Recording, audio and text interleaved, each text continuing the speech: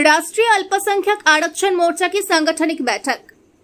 पश्चिम Bengal Asansol south थाना स्थित वर्तमान भवन में राष्ट्रीय अल्पसंख्यक आरक्षण मोर्चा की एक सांगठनिक बैठक की गई, जिस बैठक की अध्यक्षता राष्ट्रीय अध्यक्ष हाजी मोहम्मद परवेज सिद्दीकी ने की।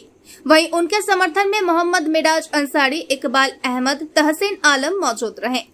शनिवार को हुई इस बैठक में कुल 38 लोगों ने राष्ट्रीय अल्पसंख्यक आरक्षण मोर्चा की सदस्यता ली, जिसके बाद राष्ट्रीय अल्पसंख्यक आरक्षण मोर्चा के अध्यक्ष हाजी मोहम्मद परवेज सिद्दीकी ने उनको आसनसोल ब्लॉक लेवल से लेकर जिला लेवल तक उनको कई महत्वपूर्ण जिम्मेदारियां दी, जिसमें मुख्य रूप से शाहिद परवेज को राष्ट्रीय अल्पसंख्यक आरक्षण मोर्चा का पश्चिम वर्धमान जिलाध्यक्ष चुना गया। आफ्ताब जलाल पश्चिम वर्धमान का उप जिलाध्यक्ष चुना गया। केस्टो कुमार रजक को पश्चिम वर्धमान का उप जिलाध्यक्ष का पद दिया गया। वसीम अकरम को अल्पसंख्यक समाज का पश्चिम वर्धमान जिलाध्यक्ष चुना गया। सुब्रत भट्टाचार्य को पश्चिम वर्धमान का जिला सेक्रेटरी चुना गया। मोहम्मद नुमान अहमद को पश्चिम वर्धमान का जिला सेक्रेटरी चुना गया। कादिर शेख को पश्चिम वर्धमान का जिला सेक्रेटरी चुना गया। रजिया खालिद पश्चिम वर्धमान का जिला चेयरमैन चुना गया, जबकि रीतू कौर को पश्चिम वर्धमान का जिलाध्यक्ष चुना गया। इसके अलावा कई अन्य गणमान्य सदस्यों को भी राष्ट्रीय अल्पसंख्यक आरक्षण मोर्चा में कई महत्वपूर्ण जिम्मेदारियां दी गई, जिन्होंने मंच से राष्ट्रीय अल्पसंख्यक आरक्षण मोर्चा को और भी विस्तार करने का संकल्प लिया।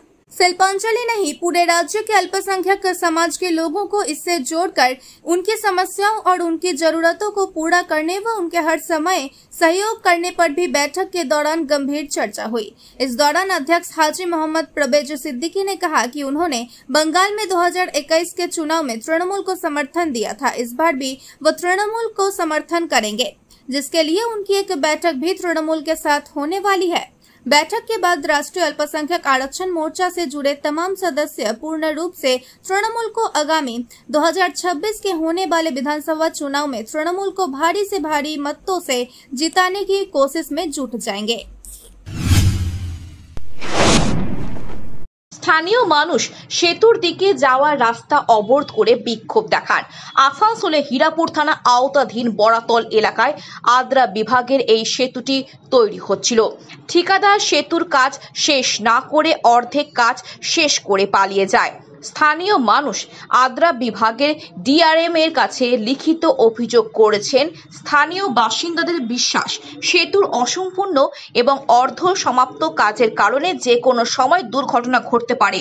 স্থানীয় মানুষ দীর্ঘক্ষণ ধরে রাস্তা অবরোধ করে রেখেছিলেন, কিন্তু পরে পুলিশের আশ্বাসের পর অবরোধ তুলে নেওয়া হয়। আমাদের এইখানে একটা ওভারব্রিজ শুরু হয়েছিল। এটা আপনার বিগত 21 এবং 22-এ শুরু হয়েছিল, মানে 21-এর শেষে 22 থেকে স্টার্ট হয়েছিল। তো ব্রিজের যেভাবে সিস্টেমে কাজ হওয়া দরকার সেভাবে কাজটা হয়নি, কারণ যে মাল মেটেরিয়াল দেওয়া দরকার সে মাল মেটেরিয়াল পড়েনি এবং কাজটা যে মানে সিস্টেমে হওয়া দরকার সেটা হয়নি। তো আমরা এই কাজটা এখন দেখে শুনে দেখলাম যে কাজটা সিস্টেমে হচ্ছে না বা হয়নি, সেই জন্য আমরা এখন কাজটাকে বন্ধ রেখেছি। তো আমাদের এই কাজটা বন্ধ রাখার কাজটা বন্ধ আছে এখন। ব্রিজটার আমাদের কন্ডিশন এবং আমরা চেষ্টা করেছিলাম যে উপরের অধিকারীদের সাথে কথা বলি। এইখানে যিনি সুপারভাইজার ছিলেন তাকে আমরা চেঞ্জ করেছিলাম, উনি একটা আমাদেরকে নাম্বার দিয়েছিলেন, আমরা কল করেছিলাম, কিন্তু উনি আমাদের কলটা রিসিভ করেনি। নেক্সট বার আমাদের সাথে কথা হয়েছে, উনি একটা সাধারণ ছেলেকে এখানে পাঠিয়ে দিয়েছিলেন। ওনাকে আমরা জিজ্ঞাসা করেছিলাম যে আপনি কি ইঞ্জিনিয়ার? উনি বললেন যে না আমি ইঞ্জিনিয়ার নই। উনি বললেন আমি রিপোর্টটা নিয়ে যাচ্ছি, আমি রিপোর্টটা ওনাদেরকে আমি দিচ্ছি। আজ অবধি রিপোর্ট নিয়ে গিয়ে রিপোর্ট হয়েছে কি হয়নি সেটা জানি না, কিন্তু আর ফিরে এখানে কোনো উপরের কোনো বড় অধিকারী এখানে দেখতে আসেনি। উপর থেকে আমাদের যেটা পুরনো রাস্তা ছিল সেখানে একটা রেলিং দাঁড় করানো হয়েছে, যেটা আমরা মোটামুটি আমাদের টোটো যাওয়া আসা করতো, এখন সেটাও ব্লক হয়ে গেছে। আমরা বাধ্য হয়ে এই রাস্তা দিয়ে যাতায়াত করি এবং যা রাস্তার কন্ডিশন এনি টাইম অ্যাক্সিডেন্ট হয়, অনেকের পা ভাঙছে, অনেকের কোমরে চোট লাগছে, অনেকেই মরতে বাঁচছে। আমরা চাইছি যে আমাদের এই ব্রিজটার কাজ যতটা হয়েছে সেটা সুস্থভাবে হয়নি, সেটা উপরের অধিকারী এসে দেখুক এবং কাজটা সুসম্পন্নভাবে আমাদের মানে ব্রিজের কাজ যেভাবে হওয়া দরকার সেভাবে কমপ্লিট। কোনো রেলের আধিকারিকরাও কি এই ব্রিজ দেখবার জন্য এসেছিল? না, আমাদের সাথে মিট হয়নি। তো এর পরবর্তীকালে যদি আপনাদের দাবি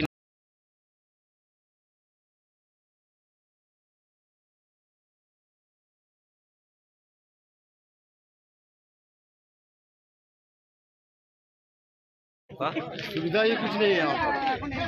एक ब्रिज कंप्लीट नहीं हुआ, दूसरा रास्ता ब्लॉक हो गया। पहला बात, सबसे दुख का बात यही है।